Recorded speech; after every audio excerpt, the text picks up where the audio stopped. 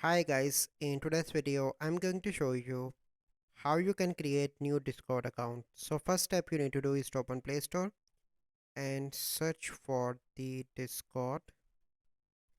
Click here and you need to download Discord application. Once you download, you simply need to open that application and click on register. So here you have two options, phone or email. If you want to continue with phone, you simply need to select your country, add your number, click on next and complete all the process. If you want to continue with email, so first step you need to do is to add your email. Click on next again, display name. Let's suppose I'm going to add